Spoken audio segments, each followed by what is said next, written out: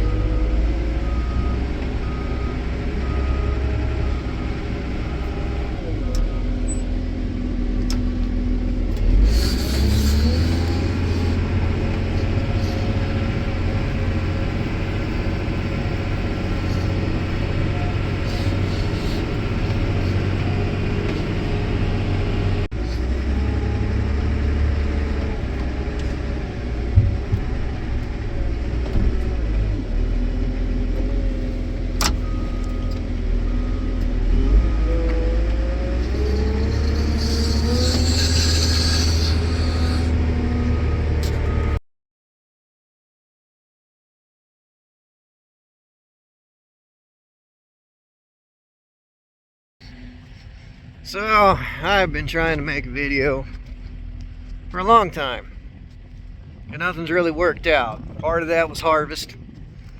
Stretched so thin from packing the wet corn to getting everything ready to go, climbing the harvest store multiple times, and playing mechanic and doing all that other good stuff. It's just, I'm stretched too thin. Nothing really worked like that, nothing that I'd be willing to put out, nothing I think you guys want to watch. Well, shortly after harvest, we had to beat the snot out of the pellet bin. Pellets kept sticking to the side of it, and we did switch manufacturers. Thank goodness. It was this whole deal. Spend all day over your head beating the snot out of it with a dead blow hammer. And this is after I'd climbed the harvest store 7 times in one day and multiple times the other days. So I had pretty big issues with my shoulder. I don't know if I tore something or what I did, but it was pretty bad. I couldn't move my shoulder up, couldn't do a whole lot with it. Even now it still hurts, but it's much better. So when I was on the upswing for that, I thought everything was going to be great. Well, we had a pen of calves next to a pen of fat steers. Fat steers are good 1,200–1,300 pounds, and calves are what you'd expect them to be. And something ran through the feedlot, scared them, and they busted down all their fence, and most of them ended up in with the fat steers. So after we fixed fence, pulled them down to the corral, started sorting them out. And one problem we've been having with these southern cattle is blind ones. I don't know why that is. I don't know why they're blind. I don't know what issues they got going on down south, but doesn't really hurt us a whole lot, but when we sort them out, it makes a big difference. We had one of the fats turn, and it didn't see me because it was blind. It wasn't trying to hurt me, wasn't trying to be aggressive, but just in case me being in the wrong place at the wrong time. So I grabbed his head, just a bull hauler instinct, and tried to push him to the side. And he did eventually move, but not until he come down and stepped right on my left leg. So, for the better part of a week, leg was swelled up real bad. Nothing was broke, but it hurt. It still hurts, but I couldn't hardly walk. Doctor told me to stay home, but boss man had sinus surgery, so I had to come into work to feed. And it was everything I could do to feed cattle. Climb up and in and out of the loader, walk over to the feed shed, do all that good mess. I mean, it was pretty miserable. And a couple days ago, actually, was the first time that I've been able to actually wear jeans. I've been wearing sweatpants because I couldn't get jeans on. It hurt. Still hurts. Still feels funny. It's still swollen up one spot. And I gotta take it pretty slow. I can't run, I can't put a whole lot of stress on it. I can't climb over a fence, apparently. Found that out yesterday. Had to move cattle from what we call our weaning pen, pen 2, over to pen 1. And that pen 2 is a really good pen. Really clean pen.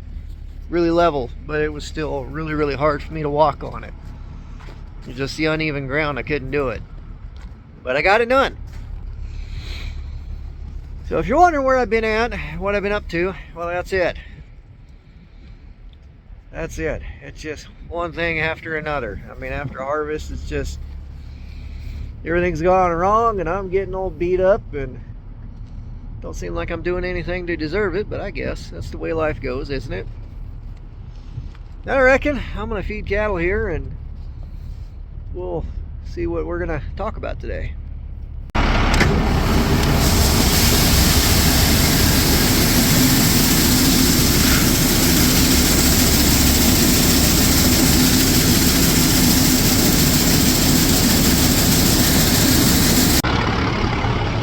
So, I'm gonna get inside this truck here.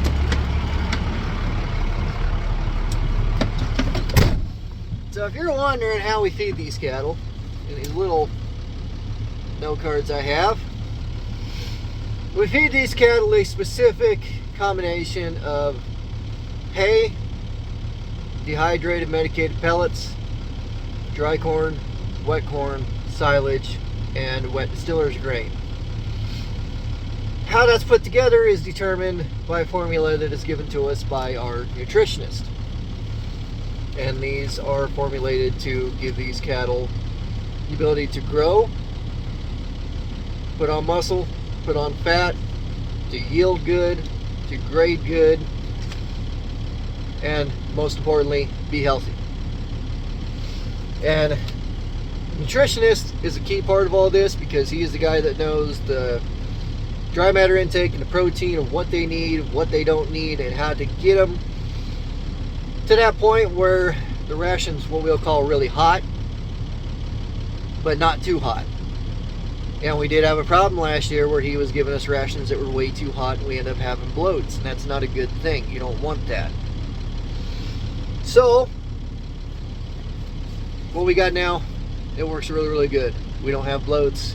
They grade good. They grow good.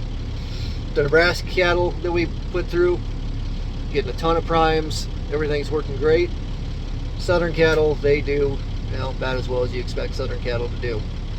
You can give me hate, but this is what we deal with here. Southern cattle do not perform anywhere near as good as these Midwest cattle. But we do have different rations. We start out, when we get calves, with a starter ration. Starter ration gets them off of the hay and grass. We'll start feeding them a bale of hay, and then we'll start putting the starter ration on. And then we'll work them up to what we call our grower ration, which is a lot of silage. And then we will not feed them dry corn when we give them the grower ration. Then we move up to what we call finishing rations, and we start them at an F1, go all the way to an F5. And that's where they get all the stuff that I had mentioned earlier. We just keep stepping them up. We go off what we think they should be eating, and then we keep moving them up until they start pulling off feed a little bit, and then we'll back it off because you want them to be just a little bit hungry. Not starving, but you don't want to be overfed. You don't want food to sit in that bunk and get moldy. So, scientific process behind it. I get the formula in the book over there, but most of the time we got so many cards here, we just figure out what we think we're going to have and we go with it. So, works out pretty good. So this big blue thing right here, that is our harvestor. This thing is massive. That's where we get our dry corn from. Comes out of that little auger I showed you. And there we go. That one with the bottom cone, that is our pellet bin. This is the one we had to beat the snot out of to mess my shoulder up. This other little bin right here had ice fall on it. We don't use it. And this other bin here with the auger, and we do put dry corn in there. We can feed out of that one as well. We just don't use it very often. Now we got a big 25,000 bushel bin that will fill full of corn, and we will actually pull out of that one. We'll core it, pull the center out of it, and we'll put it in that little bin there, and we'll feed that. And if we start running out of corn in the harvestor, that is also what we'll do, is we'll pull corn out and we'll put it in that little bin and keep feeding out of that. Everything else, for your wet corn, your silage, your hay, distiller's grains, is all over here on this feed pad. Now you can see there's our pile of hay, silage, wet corn. Put silage and wet corn next to each other. Feed truck, loader. We got that auger into a pit, and that will dump it into our grinder when we grind wet corn. And this is where we put our wet distillers. And everything in the middle is our working area.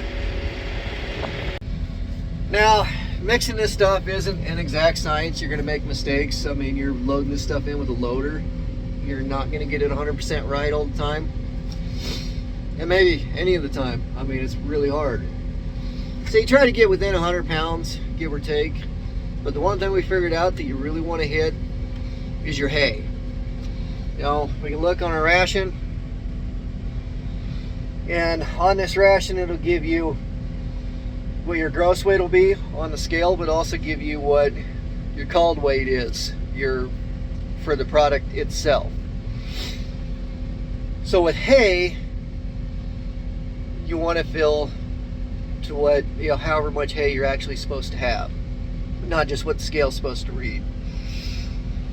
So we start with dry corn, we go to pellets, then we go to hay, wet corn, silage, then last is distiller's grains. And the pellets on this one are supposed to be 1680, which we filled to in there. But when we get over here to the pad, my scale says 1770.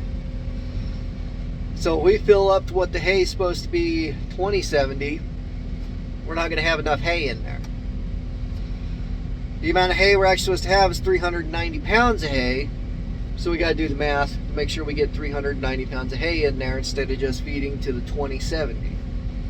Everything else we can feed to the scale weight, but the hay, we got to feed the call weight. If we don't do that, these cattle are going to bloat. Hay is your really good safeguard against that with these fat cattle. So, just kind of a neat tidbit of information. And for anybody that wants to know, you actually do get pretty good at this. You can get really, really good with dumping this stuff in. You know how this product reacts, how the hay comes out, how the wet corn comes out, how the distillers and silage come out, and you can generally get pretty darn close on that scale. So it kind of hard at first, but it doesn't take very long to get it figured out. Well, now that I got cattle fed, for those of you that stuck around to this part of the video, I'm going to give you a little bit of a tip that could potentially save you guys a whole lot of money. So the one really, really big problem that we have with cattle is the respiratory problems.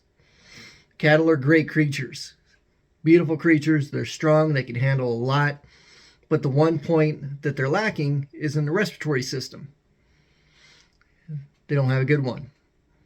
So when you dry lot them like this, and it gets dry out and the wind picks up, that top layer of that lot turns to dust.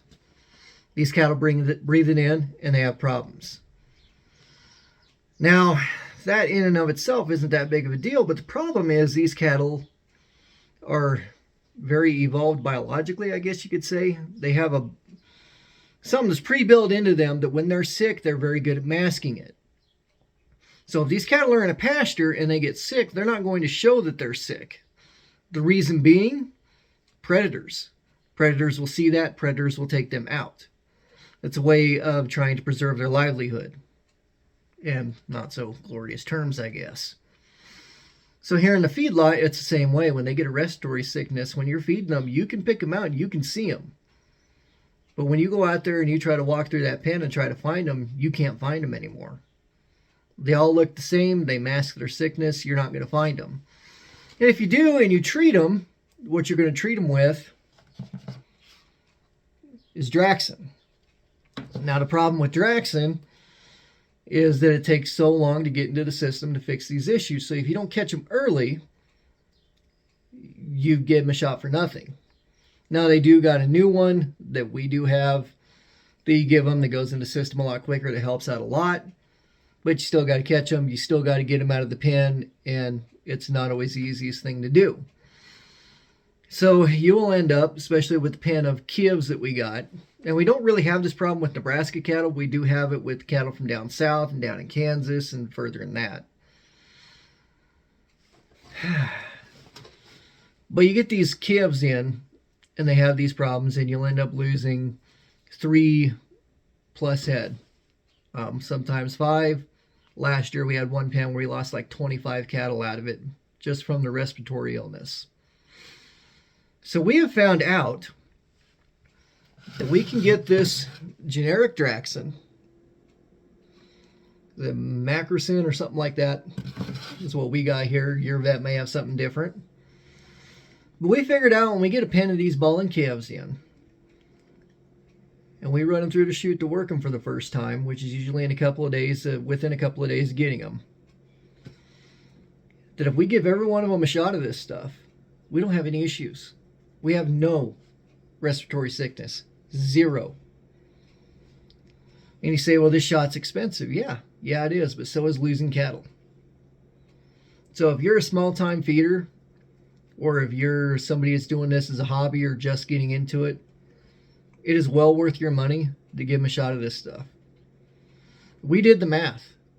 For one of our pens of cattle, to inject them all with this stuff, it takes just one fat steer to cover the cost of it.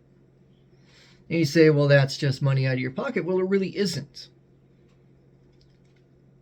Because if it takes just one fat steer to cover the cost of this and save the rest of them, that is a whole lot more money left in your pocket than losing 3 to, God forbid, 20 head of cattle. This pays for itself right away. So if I can lose the cost of one going to market versus the death loss of the other ones, I'm going to take it. And that right there, that little shot right there is going to save you a ton of headache and a ton of money in the end. But at any rate, guys, I'm going to call it quits here. I got some other stuff I got to be doing, but I hope you enjoyed this video. I hope you found it a little bit informative and at the very least a little bit entertaining. Love making these videos, and as always, I thank you guys for watching.